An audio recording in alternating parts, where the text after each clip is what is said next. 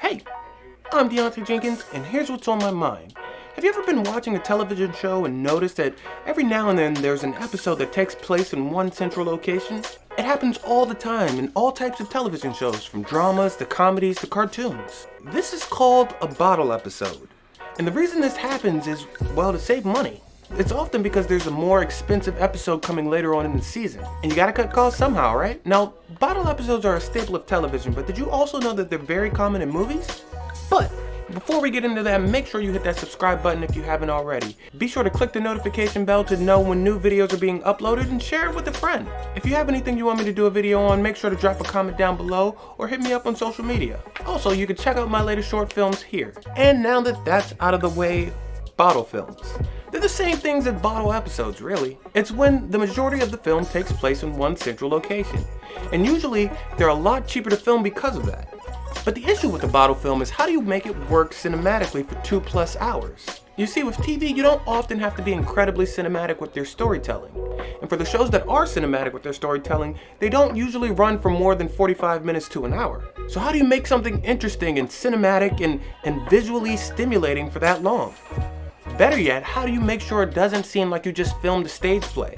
The answer is that filmmakers have to use their cinematic techniques to their fullest potential, meaning you have to tell the story using composition, editing, and camera movement. And you can't really miss a beat with a bottle episode, or you'll fall into the trap of really just presenting a stage play. Luckily for us, we have some prime examples of bottle films that do just that. 12 Angry Men uses its cinematic compositions to explore the mindsets of the jurors, as well as present each of their case going back and forth between each juror. Now, at the beginning of the film, the camera is mostly positioned above eye level, with wide-angle lenses to give the perception of depth between the subjects. But as the film progresses, the focal lengths gradually increase. But by the end of the film, nearly everyone is shown in close-ups and low angles with telephoto lenses, which decreases or shortens the depth of field.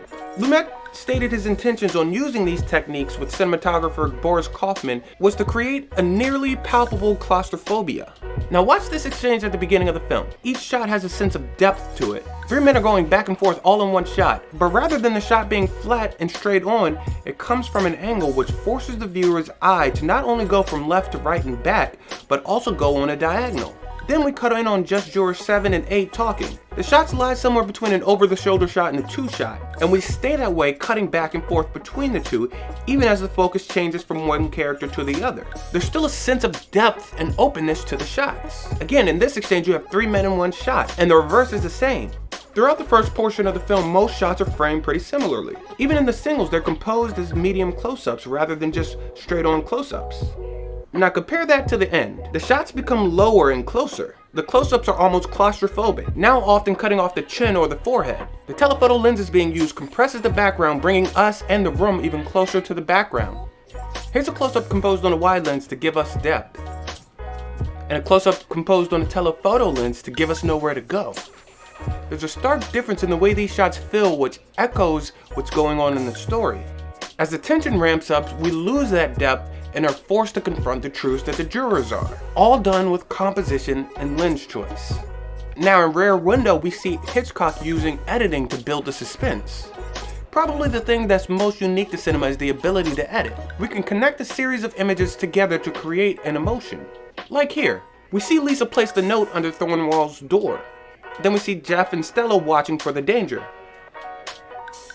As they become worried, we become worried. As they become relieved, we become relieved. Now I'm going to show you this scene with no sound and no dialogue, and watch just from the editing how the tension is built and released.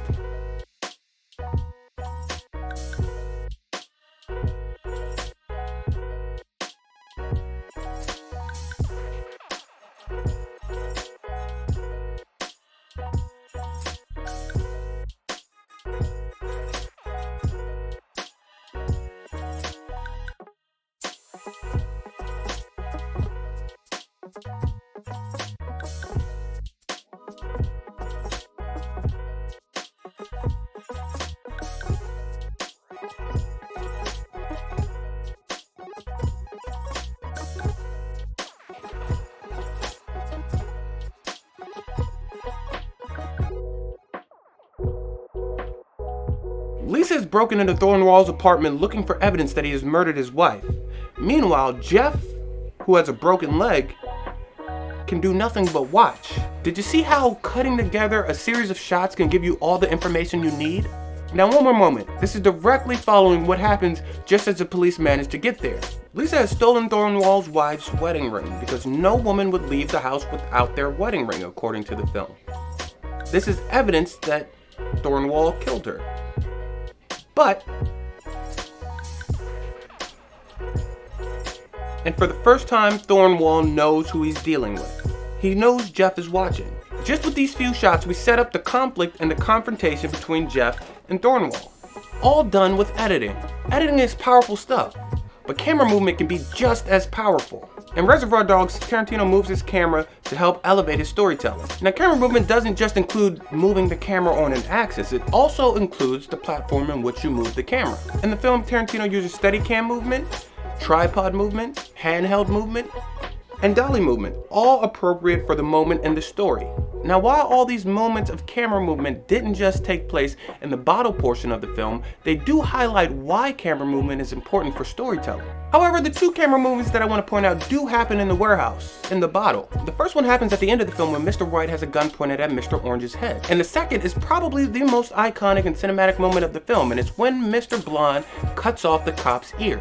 Now, what these two moments have in common is they both don't show you the violent act that happens on camera. Oddly enough, not showing these moments elevate them beyond just a regular film or even a stage play into the realm of visual literature. We know what's happening, we can't see, but we can hear the violence that's going on.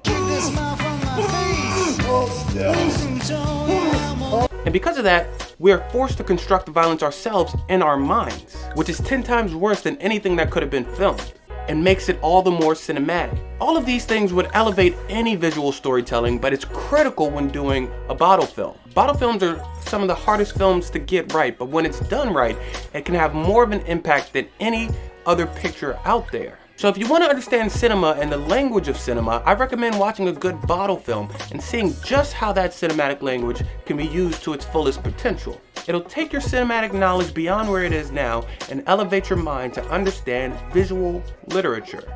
But then again, what do I know?